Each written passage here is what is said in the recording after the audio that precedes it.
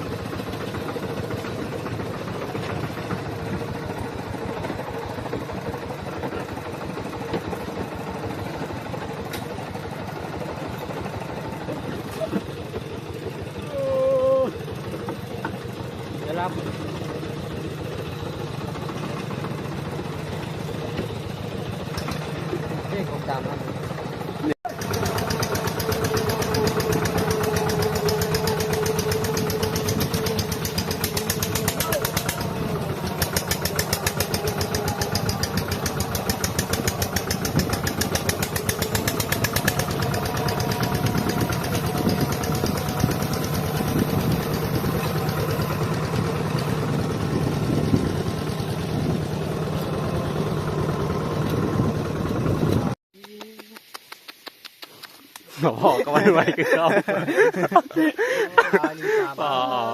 มาพบกับหน่วยมือคือเก่าเนาะมื้อนี้เนาะเห็ดป้าโตไอ้มันซ่าเกินไปอยากสิเว้าโหป้าโตเอ็ดอีกับอหน่วยนี่ก็ตั้งกกตั้งเพลงพี่เพลงนึงนะจะไปนอนแหละไปนอนกินดอยเอ็ดกินเต้าเอาแลนเนาะบ่ฮู้ว่าสิได้หรือบ่ได้มึงบริเวณครับเลยจะเฮ็ดนะมีแต่โซบ่มีเลือด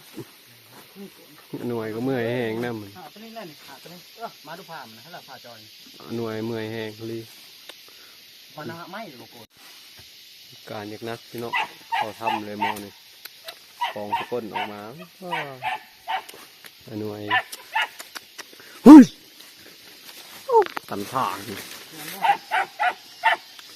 เนาะซึ่งบุกเข้านี่บ่ฮะซึ่งบุกเข้านี่บ่แล้วเนาะเราขุดแลนเข้าหาไม้โคนเนาะ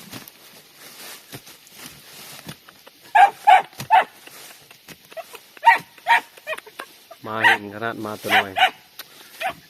นี่ชุบชุบชอดโคนนะเจอในพานกิจเนาะมันนี่จัดนักอีกเอ้าไปเนาะเคตัวเฮียเนาะวันนี้แค่บอกเลยแค่เฮ็ดจังหวะนี้กุมกันอยู่นะจะดึงกิจเท่าแล้วนะจ้องแม่จ้องแม่จะดึงเข้าจับได้ป่ะได้ป่ะได้แล้วจับตีนมันจับตีนคุดปลายตีนนั่นปลายห้างมันงมปลายห้างมันมือหนึ่งงมปลายห้างมันจับห้างมันแล้วรถบีบปงห้างมันนะดึงออกมาโลดเจอคนในผ่านมาซุกอีหัวพ่ออยากว่านะมันลุบนี่มันเห่าเลยดิน่าลุบเลยลุบแต่หูมันชอบมึงพุทธาฮะเป็นบ้าเนี่ยดึงแล้วชี้ห้างกันเขาจีหุ่นออกจับช่องอันได้ป่ะช่องมือจับห้างมันสิห้างงมห้างมันงมไปห้างไปแล้วขอนออกไปเลยอยู่นี่ผ้าเอารถผ้าน้ำมันมึงนี่อยู่นี่แหละอันละยังมีแล้วยังอันบ่อันละบ่ยังนะมีหาไม้อีนี่กันไม่ยากไปจับนี่หางที่แหลมนั่นเนาะนั่นแหละจับโพมันอันเลยนี่ตัวแรกของโอ้มาครบได้จับมาอีกแล้วมาน้ำเพชรเนาะมือนี่ว้านี่จะวุ้งจะต่อนี่โอ้เน่าโกงเลยตัวนั้นก็เอาตะเกากินไปดิเอาไม่มาตัวเนาะเอาไหนเลย ยูโก้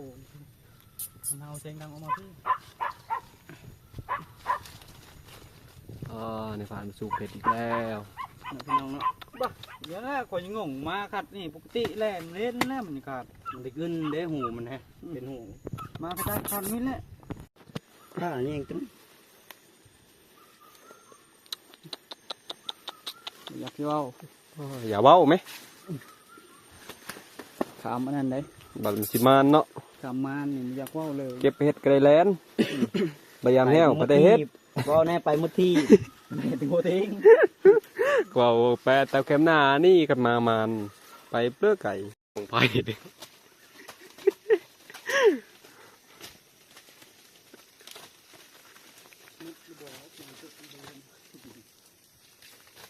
ขึ้นขโมยไปจับปืนจับลอยเมื่อมึงหาทางหินขนาดเลยเอาแลนมาเลย